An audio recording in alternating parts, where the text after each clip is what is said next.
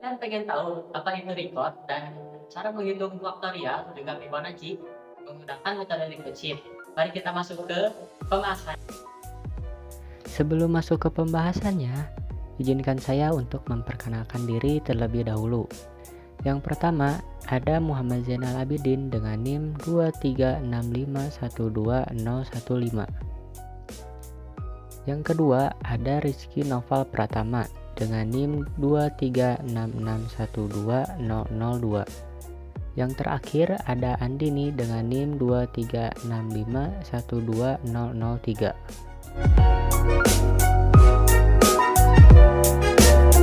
Assalamualaikum warahmatullahi wabarakatuh. Saya Muhammad Zainal Abidin di sini akan menjelaskan bagaimana cara menghitung faktorial menggunakan metode rekursif. Nah, jadi di sini kita buka compilernya terlebih dahulu. Terus kita buat file baru. Nah, yang pertama kita ketikkan dulu untuk file header kita, yaitu include iostream.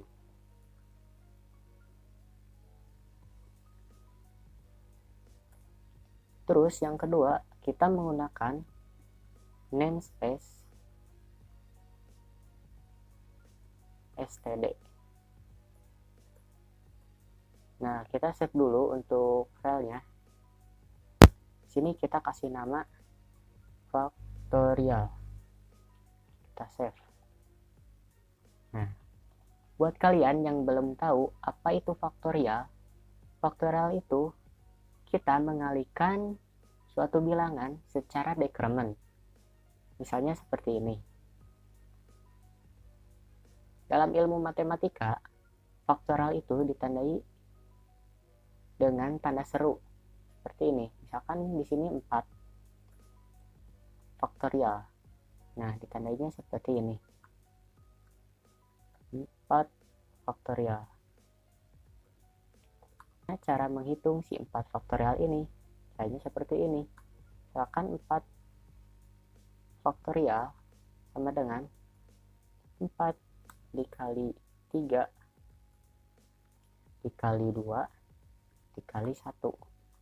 Nah, jadi maksud saya dikalikan secara decrement itu jadi seperti ini. Jadi bilangan dikalikan dengan bilangan itu sendiri dikurangi dengan angka 1. Misalnya ini 4. Jadi 4 dikalikan dengan 4 dikurangi 1. Jadi hasilnya kan 3. Jadi 4 dikali 3. Dan seterusnya seperti itu. Nah, di sini kita masuk ke programnya. Pertama-tama kita buat dulu fungsi si rekursifnya. Di sini saya menggunakan tipe data integer dan saya kasih nama factorial. Nah, seperti ini. Nah, buat si parameternya kita pakai tipe data integer, terus kita kasih nama n. Nah, di sini karena kita mau mencari faktorial ini dengan fungsi rekursif, yang dimana rekursif itu yang memanggil dirinya sendiri secara terus-menerus sebelum kita memberikan suatu batasan. Nah, di sini saya akan memberikan batasan terlebih dahulu. Di sini saya pakai if.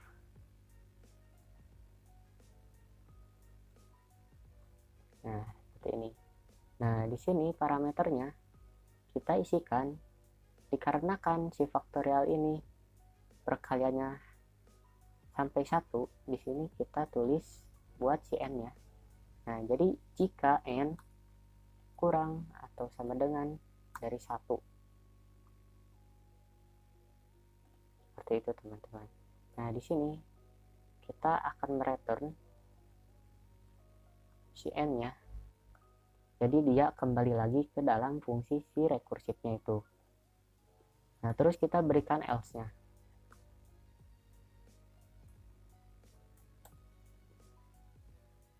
Nah, di sini kita returnkan lagi si n-nya. Terus kita Nah, di sini nilainya kita kalikan dengan si fungsi rekursifnya, yaitu faktorial. Seperti ini. Nah, buat si parameternya, kita isi dengan variabel yang sebagai parameternya itu adalah n dikurangi dengan 1. Nah, jadi di sini jika si n-nya belum kurang atau sama dengan dari 1, maka si else-nya itu akan mengulang terus si faktorialnya ini ya. Seperti itu, teman-teman. Nah, terus kita di sini ketikkan int main.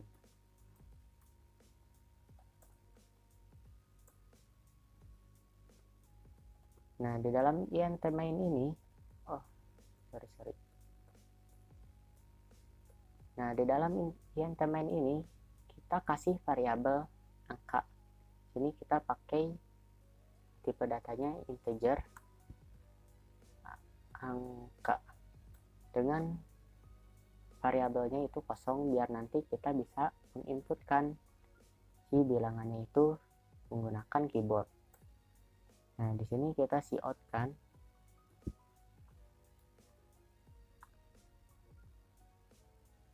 masukkan angka,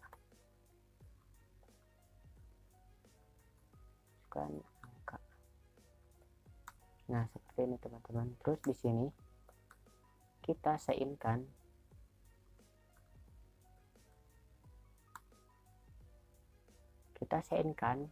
buat si masukan angka ini jadi variabel angka. Seperti itu. Terus kita cout kan lagi.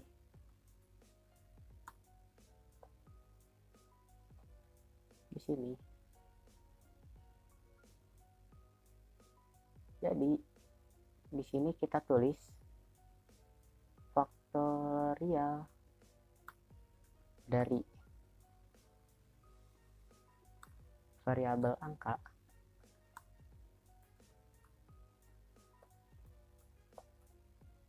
adalah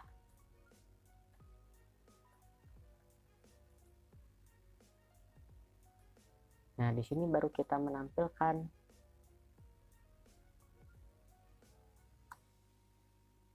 si fungsi faktorial di atas.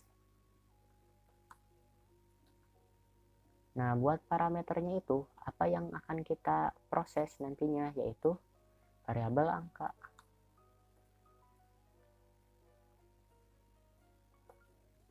Nah, seperti itu, teman-teman. Nah, di sini kita coba compile and run.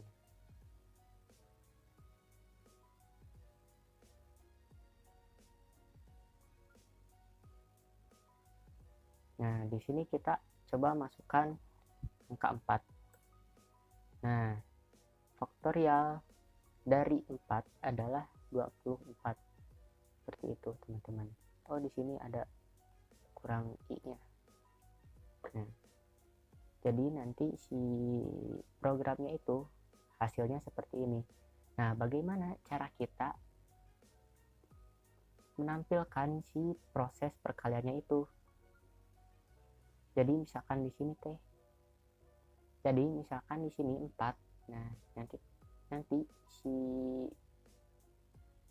programnya itu akan menampilkan seperti ini, teman-teman. Jadi 4 dikali 3 dikali 2 dikali 1 seperti ini. Nah, di sini di else-nya kita tampilkan buat si n-nya. Terus kita tambah dengan kali. Di sini saya pakai x aja. Seperti itu. Terus di if juga kita tampilkan buat si n-nya.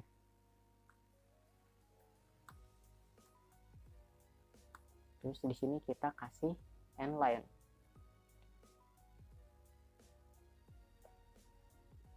Agar nanti kalau si programnya sudah menampilkan angka 1, dia akan ke bawah gitu.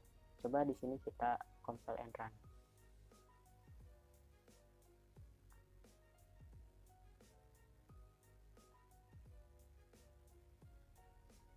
kita masukkan angka 4. Nah, jadi hasilnya seperti ini teman-teman. Jadi di sini ada si proses perkaliannya seperti itu. Di 4 dikali 3 dikali 2 dikali 1. Nah, kita coba si angkanya lebih besar ya.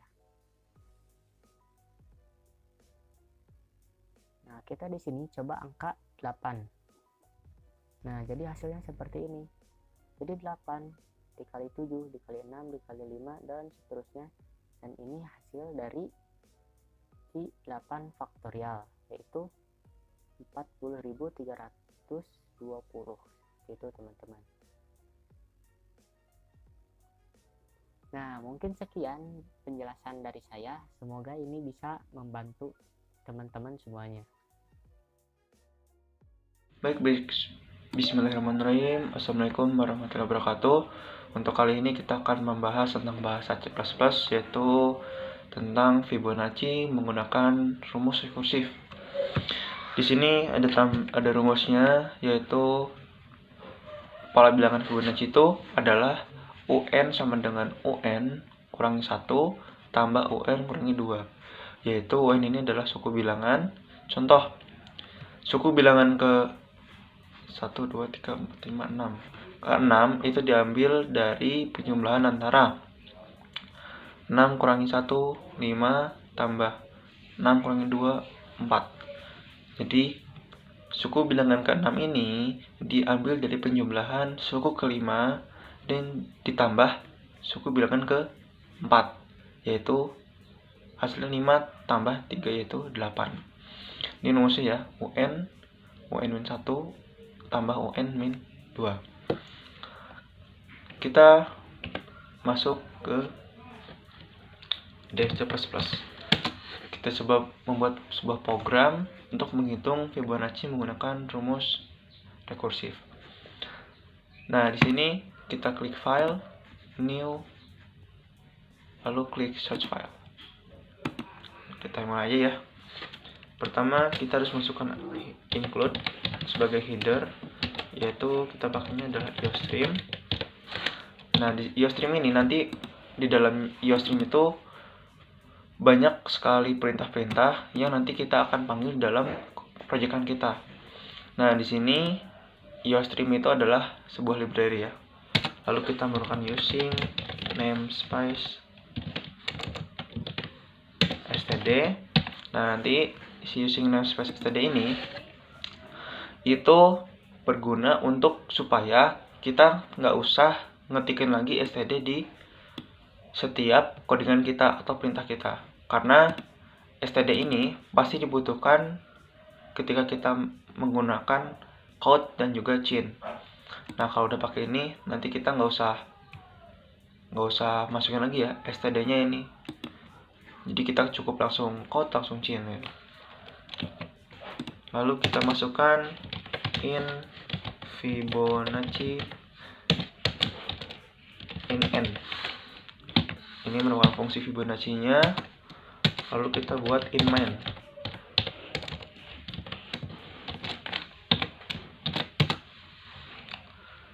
Kita masukkan tipe data, yaitu yang dimasukkan adalah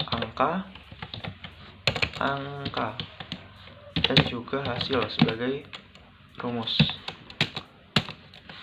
Code untuk menampilkan kata, kita tampilkan menghitung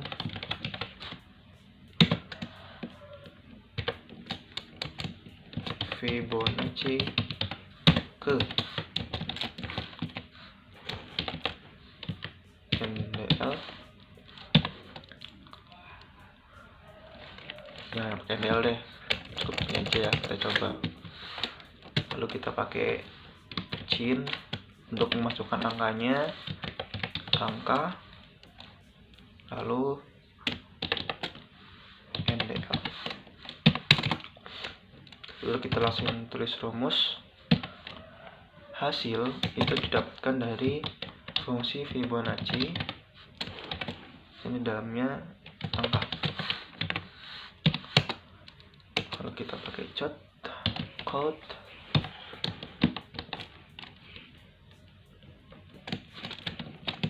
nilainya adalah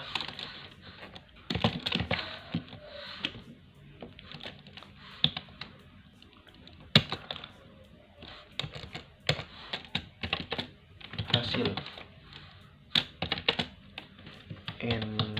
NDL itu n lainnya, lalu kita pakai chain get kurung buka tutup koma, lalu ada return 0. Nah di sini kita udah punya ini ya, waktu memanggilnya atau saat penginputan. Nah di sini selanjutnya kita bikin fungsi Fibonacci-nya. In Fibonacci in n kurung awal buka. Di sini kita menggunakan rumus atau logika if sebagai deklarasinya. If jika n sama dengan 0 atau n sama dengan 1,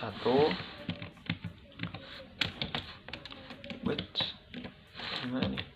Nah, maka jalankan return n. Jadi ketika angka 0 atau nilai 0, maka dia akan mengembalikan lagi nilainya ke nilai tersebut. Kalau angkanya 0, berarti ntar keluarannya 0. Kalau nilainya 1 ya tetap 1 gitu. Nah, jika selain atau lebih dari 1, maka kita tampilkan rumusnya, yaitu return Fibonacci n-1 ditambah Fibonacci n-2. Oke, ya, ini udah beres nih. Nah, nanti Fibonacci ini itu akan dipanggil ke dalam hasil. Nah, kalau di sini kan Fibonacci in n ya. Nah, si n ini akan input oleh angka. Nah, jadi rekursif itu dia bisa memanggil fungsinya dia sendiri gitu. Contoh ini kan Fibonacci, di sini Fibonacci juga. In n, ini n. Nah, itu Fibonacci. Maaf, rekursif. Kita coba deklarasikan ya. Compile. Kita save aja. Yes. Nah, ini kenapa?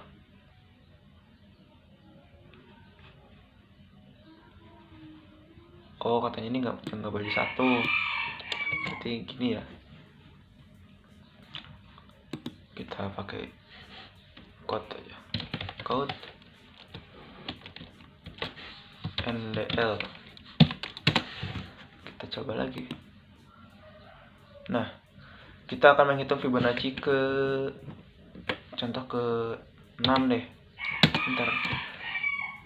Fibonacci ke 6 itu hasilnya adalah 8. Kita lihat di sini apakah betul? 1 2 3 4 5 6. Maaf.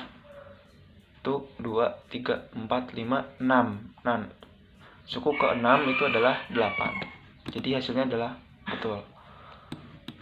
Lalu kita coba lagi rumus ke-2. Fibonacci kedua. Itu jawabannya adalah 1. Kenapa 1? Ini ya, 1 ya. 1 2. Dia 1. Karena kan 1 ini ya nilainya tetap 1 kan. Karena waktu bilangan awalnya itu ya 1.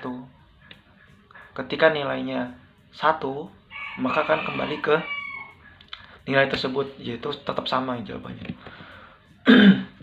Kita coba buktikan lagi. 1 2 3 4 5. 1 2 3 4 5. Contoh ke-4 deh. 4 ya. Fibonacci ke-4 hasilnya adalah 3. Oke, betul. Tuh, 2, 3, 4. Nah, itu ya. Jadi kita udah berhasil untuk membuat cara menghitung Fibonacci menggunakan sistem rekursif menggunakan bahasa C++. Sebenarnya rekursif itu hampir sama seperti perulangan, cuma dia kelebihannya bisa memanggil fungsi dia sendiri di dalamnya gitu. Kayak ini kan Fibonacci, itu di dalamnya juga dipanggil nih Fibonacci nih, padahal masih satu fungsi. Biasanya kan kalau fungsi kan kita harus dipanggil di luar fungsi dianya kan. Nah, kalau dia berbeda. Oke, sampai sini kita udah berhasil. Sekian, terima kasih. Wassalamualaikum warahmatullahi wabarakatuh. Assalamualaikum warahmatullahi wabarakatuh. Oke, teman-teman, di sini saya akan membahas tentang record atau stroke. Baik, kita siapkan dulu semuanya sebelum kita belajar recordnya. Di sini saya tambahkan string karena nanti saya akan pakai beberapa untuk stringnya.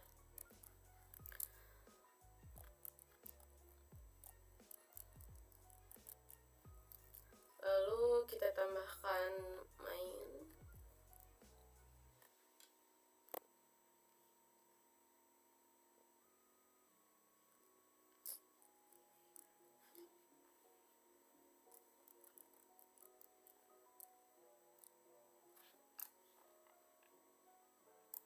Nah, teman-teman, kita taruh di sini ya.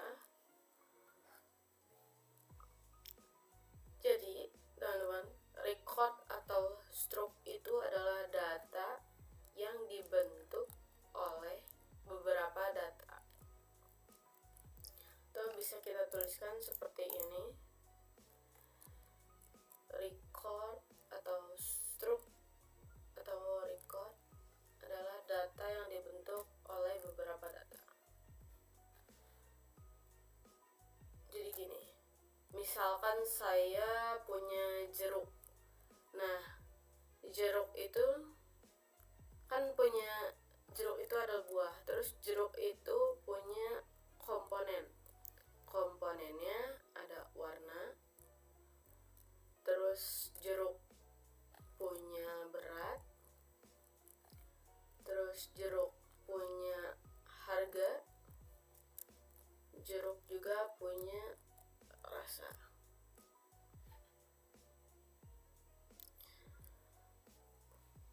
Misalkan kalau kita memakai tipe data yang sudah ada kan gini, jeruk warna orange gitu. Atau bisa juga jeruk terus beratnya berapa gitu ditulis. Nah, kita bisa menggunakan record atau stroke. Kita bikin sebuah tipe data yang mempunyai subdata, komponen subdata di dalamnya. Misalkan kita sekarang mau bikin sebuah tipe data yang namanya buah. Tulis saja stroke buah. Terus kita kalau udah gini kita tambahkan komponen di dalamnya. Misalnya ada string warna, sudah. Terus ada int berat, atau jangan int-nya ganti dengan float. Terus ada integer harga. Nah, terakhir kita mau pakai rasa, string rasa. Nah, kita lihat ini sebuah tipe data buah yang mempunyai beberapa komponen. Setelah kita punya stroke buah, itu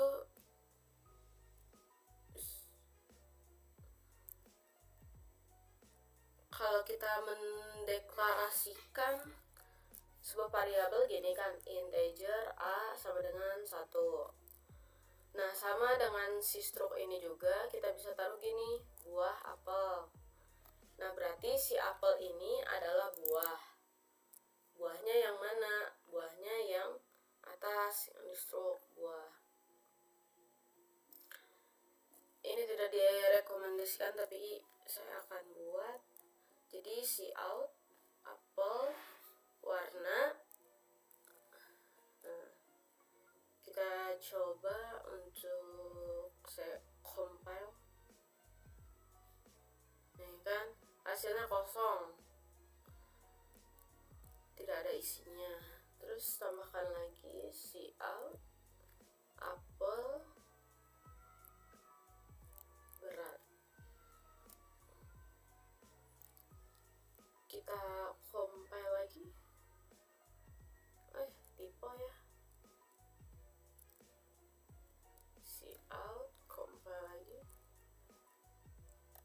Hasilnya masih kosong. Nah, sekarang kita bisa memberikan nama ke si apel ini. Gimana caranya? Gini, kita mau kasih warna merah. Jadi apel warna merah, compile. Nah, itu kan sudah ada hasilnya, apelnya warna merah.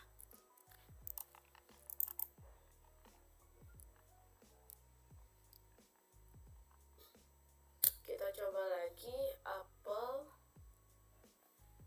berat. Misalkan 250 gram ya. Terus apel, harga apel sekilo tuh misalkan 15.000.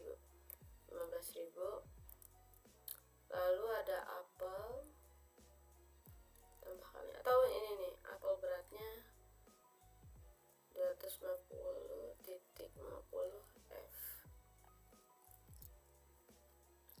Lalu ada apel rasa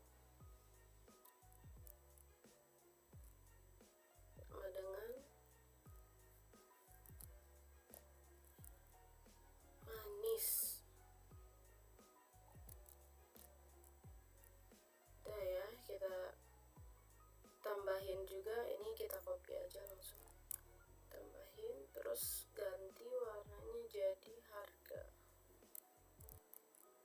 Beratnya jadi rasa.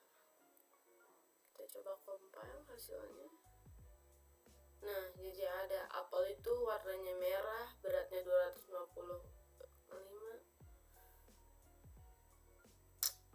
Ya.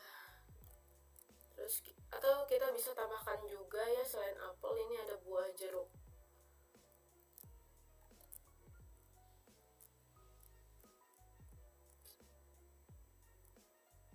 Ini tinggal copy aja.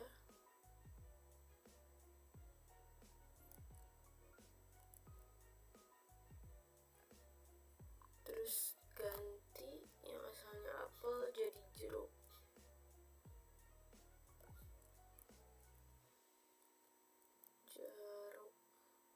Di sini jeruk warnanya orange ya teman-teman. Terus beratnya lebih ringan dari apel, misalnya 150 gram. Harganya juga lebih murah, 13.000. Tapi rasanya asem ya. Ini si outnya kita copy.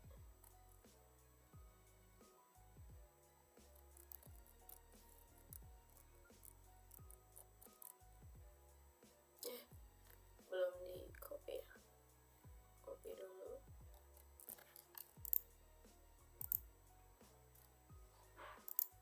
Terus ganti apelnya jadi jeruk.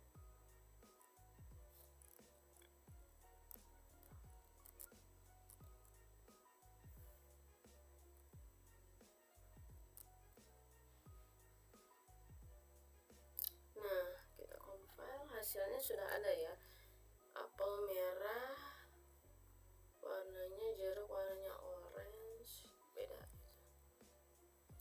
Nah. Oke, jadi di sini kita mempunyai sebuah template untuk kita membuat sebuah data yang isinya record atau stroke. Misalkan ini kegunaannya untuk kita punya student ID. Ini bisa kalian coba aja ya. Bisa cobain aja. Kita tulis stroke mahasiswa. Nah, mahasiswa mahasiswa punya, oh iya, jangan lupa kurung kurawalnya.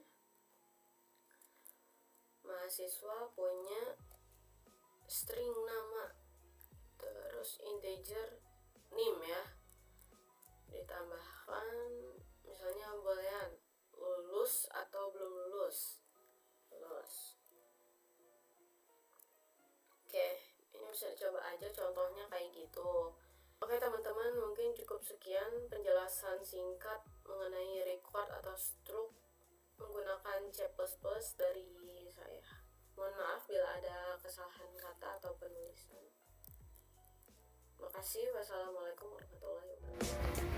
Mungkin cukup sekian penjelasan dari kami. Terima kasih semuanya. Wassalamualaikum warahmatullahi wabarakatuh.